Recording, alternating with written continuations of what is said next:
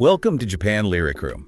In this show, we carefully appreciate the lyrics of Japanese songs, explaining the meanings behind the phrases and the unique cultural backgrounds of Japan in an easy-to-understand way. We really do, and I'm so excited for today's song. Yeah, it's a great one.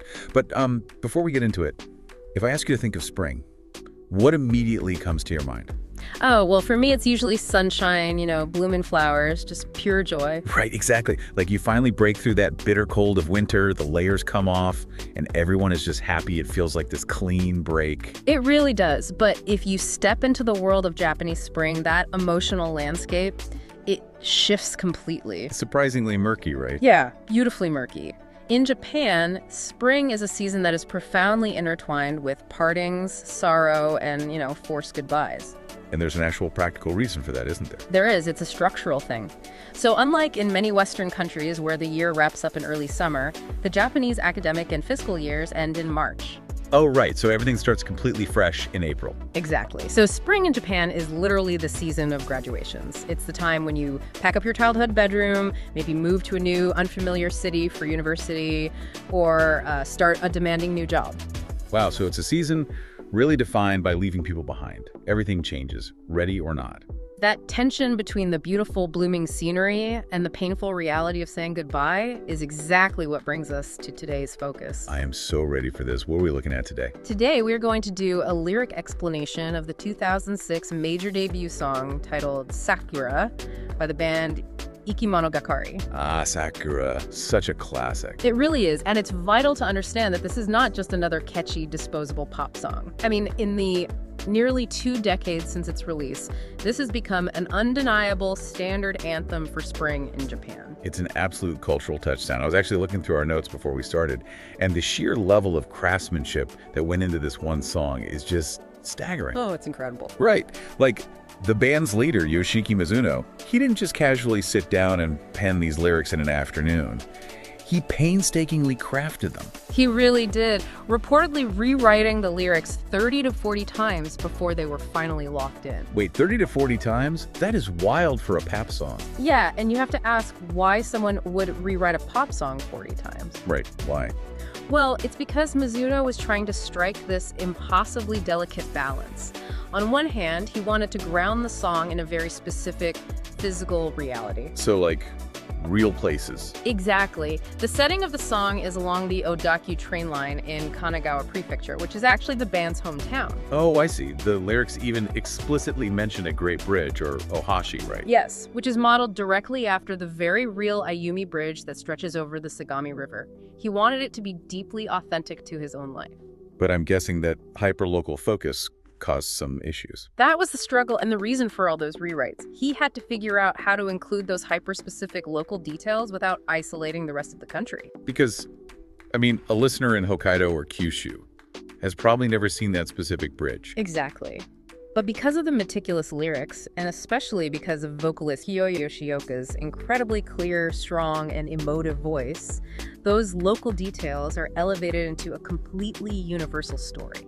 It clearly worked, because everyone who listens ends up projecting their own life onto it. They picture their own hometown cherry blossoms. It's so universally loved that it's famously used in the spring-exclusive McDonald's Teritama burger commercials over there. Oh, wow. So it's literally woven into the fabric of the season. So, what is our mission today? We are going to carefully unpack this song, phrase by phrase, to reveal how it captures both the sorrow of parting and the resolute strength of youth stepping into a new season. That is exactly our path today. We'll look at 7 core phrases in order to see how the songwriter builds this incredible journey from sadness to empowerment. Okay, let's jump right in. The song opens with this incredibly evocative imagery. The very first phrase goes, "The cherry blossom petals gently flutter down to the ground. The sight is beautiful, yet it carries a hint of loneliness, as if something is coming to an end." I really want to zero in on that word, Hirahira. It's such an interesting sound. It is, isn't it? Hirahira is a classic Japanese onomatopoeia. It specifically describes the way thin, delicate, light things flutter irregularly in the air. So it's very specific to that motion. Yeah, for someone growing up in Japan, it is the absolute most familiar, almost instinctual word to express the exact movement of falling cherry blossoms. But in the context of this lyric, it's doing so much more heavy lifting than just painting a visual picture of the scenery. Here's where it gets really interesting to me. If you think about the physics of it, a stone dropping falls straight down. Boom. Right, straight to... Gravity does its work, it's sudden, it's thoughtless, and it's over. But a falling petal doesn't do that, it dances. Yeah, it flutters, hira. Exactly. It catches the wind, it spirals, it takes its time to hit the earth. That is a wonderful observation. And that irregular, fluttering motion reflects a very deeply rooted Japanese aesthetic. The concept of finding profound beauty specifically in the fleeting, vanishing moments of life. Oh, I love that. The beauty isn't just that the flower existed. The beauty is in the grace of its ending. It feels like there's a quiet dynamism there. The song seems to suggest that the petal isn't just, empty organic matter falling from a branch. No, not at all. Within each individual falling petal, there are unsaid feelings. There are the lingering memories of past days spent together with someone special, all dwelling in that brief, beautiful Hirahira descent. And watching that descent is exactly what triggers the protagonist's internal emotional journey. The physical reality of the falling blossoms pulls them forcefully into a vivid memory. Which transitions us perfectly to the next phrase. As the protagonist watches the petals fall, the dream we wish to fulfill together that spring, it still lives vividly in my heart even now, amidst the falling cherry blossoms. Now wait a minute, I'm looking at the source notes here regarding the Japanese used in this lyric. The word for wished here is Negaishi. But from what I understand, this is not the normal everyday way you would say I wished for something in modern conversational Japanese. Why is a pop band in 2006 using this kind of language? You've hit on one of the most brilliant lyrical choices in the entire song. Negaishi is a classical, archaic Japanese word. It belongs to ancient poetic grammar known as kobun. Oh, wow. So it's a bit like suddenly dropping a line of Shakespeare into a modern pop hit. That is an excellent comparison. By jarring the listener with this archaic phrasing instead of modern Japanese, the songwriter instantly elevates the memory. It gives it a different texture entirely. Exactly. It takes a normal teenage conversation, a dream two kids talked about in their hometown, and transforms it into a sacred, unfading promise. It commands a different level of respect. I love that because if they just use the modern casual word for a wish, it might sound like something you casually hope for, like wishing it doesn't rain tomorrow. Right, totally disposable. But by using this ancient grammar, it tells the listener that this dream has historical weight to the protagonist. Even though the other person isn't walking beside them anymore, the dream didn't die when they parted ways. Precisely. It's an ongoing, living light. And it shows that their bond, at least in the protagonist's mind, feels eternal. But that eternal feeling clashes violently with the reality of their surroundings, doesn't it? It does. We see that clash immediately in the third phrase. Right, the third phrase goes, amongst the riverside scenery, vividly colored by blossoms and greenery, I find myself instinctively searching for the traces of that day we walked together. I think anyone who's ever missed someone deeply can relate to this. Have you ever noticed how a beautiful, brilliantly sunny day can actually make you feel 10 times more lonely than a dark, rainy day? Oh, absolutely. When it's raining, the world's mood matches your internal sadness. It feels appropriate. Exactly. But when you look at this vividly colored riverside, the lyrics use the word irozuku, which means gaining color or becoming incredibly vibrant. It almost feels hostile. Hostile. It's too bright, the sky's perfectly blue, the pink blossoms are popping, and the world is celebrating. I think of it like standing in a brilliantly lit room when you just want to hide in the dark. That's a great way to put it. The brighter and more vibrant the present is, the sharper and darker the painful absence of the past becomes. It's like a high contrast photo filter. That contrast is exactly what the protagonist is suffering through. The scenery is objectively stunning, but because that one specific person is missing, the protagonist is caught in this complex, lingering attachment. It's heartbreaking. They're swaying painfully between the physical beauty of the present and the emotional gravity of a beloved past. They know the person is gone, but they're instinctively, almost involuntarily, searching the riverbank for them anyway. But the song doesn't let the protagonist just stay wrapped in a blanket of safe nostalgia. The world is moving on without them, which brings its own terrifying pressure. It really does. We see this emotional shift in the fourth phrase. By choosing our separate paths, our childhood spring has come to an end. Even though a radiant future should be waiting, I feel a restless impatience, as if I'm being left behind by the world. The word that jumps off the page to me here is sakihokoru, which translates to blooming proudly. We have this cinematic image of cherry blossoms in absolute, unapologetic full bloom. Yes, the blossoms are at their absolute, undeniable peak. But in the context of the song, this full bloom isn't just about flowers. What is it about? It represents a radiant yet completely unknown tomorrow. It's a symbol of the adult future that is rushing toward them.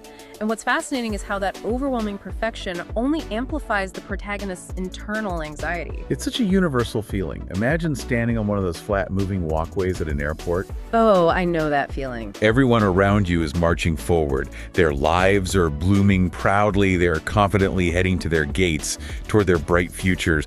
And you're just standing there, frozen, letting the machinery pull you along because you have absolutely no idea where to step next. Yeah, that imposter syndrome, or FOMO. Exactly.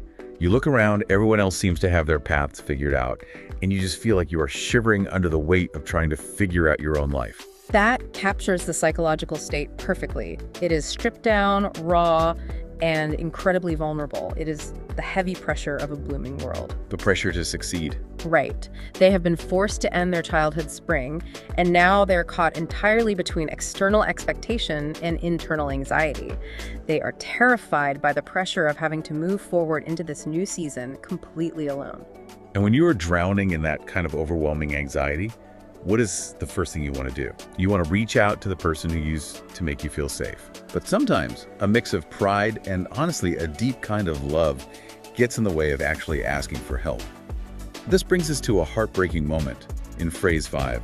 I'm actually lonely and anxious, but I started writing "I'm doing fine" in the letter to act tough.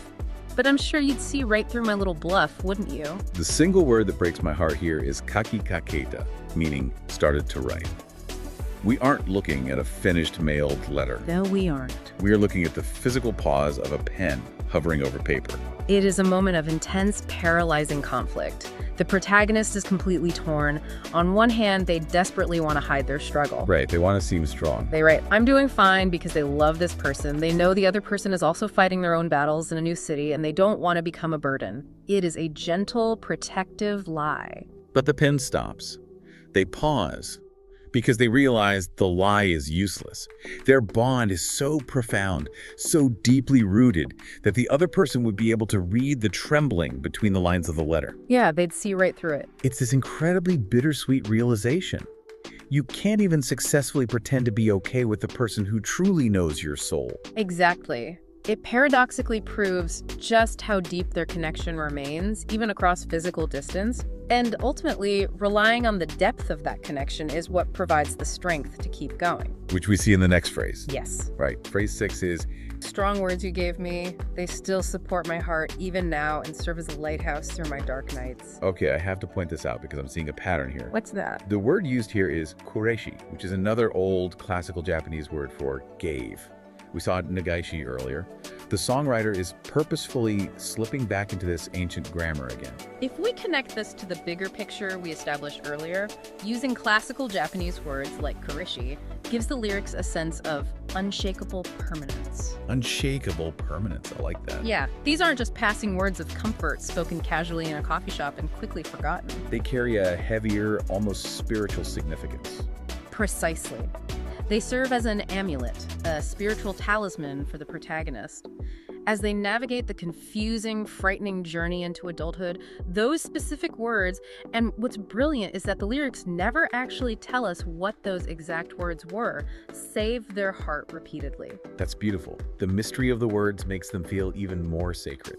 The physical cherry blossoms outside the train window will eventually fall and disappear. The season will end. But those words are permanently carved into their soul. They have transitioned from being a piece of advice into being a core part of the protagonist's identity.